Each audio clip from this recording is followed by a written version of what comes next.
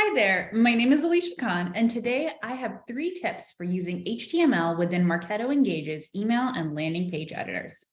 Now, these tips are for folks who have some familiarity with HTML, but if you're an absolute newbie, I recommend checking out Code Academy or W3 Schools for an intro to HTML and then hopping back to this video. Let's get started. Tip number 1. Always paste your copy directly into the Edit HTML section of the text editor, and then adding in all the HTML tags yourself so your HTML is clean, easy to understand, and easy to edit. To demonstrate, let's grab some sweet dummy copy over here.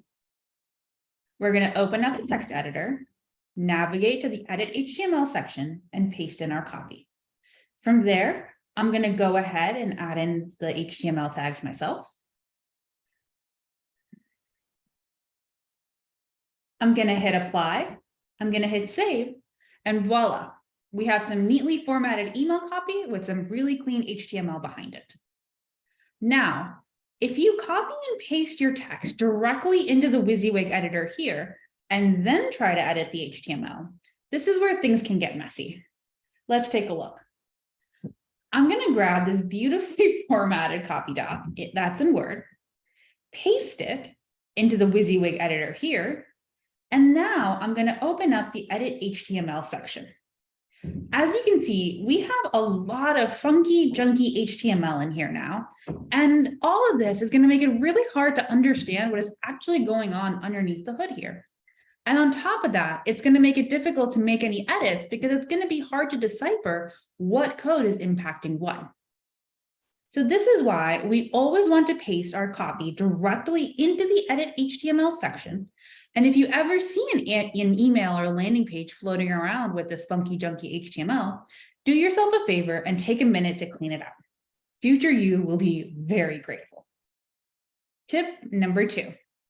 Try to avoid any unnecessary divs and spans because, again, clean HTML means easy to understand and easy to edit HTML. When you're using Marketo's WYSIWYG editor to adjust the font size, for example, it loves to throw in some extra unnecessary spans to create those changes. To demonstrate, I'm going to increase the font size here to a lovely 30px, and then I'm going to navigate over to the Edit HTML section.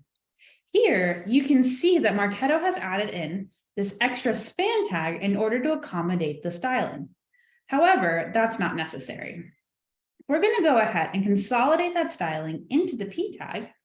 So that way, the next time you open up this email, you're looking at only the code that is actually necessary to render this email as you want. We're going to hit apply now, and look, it's exactly the same.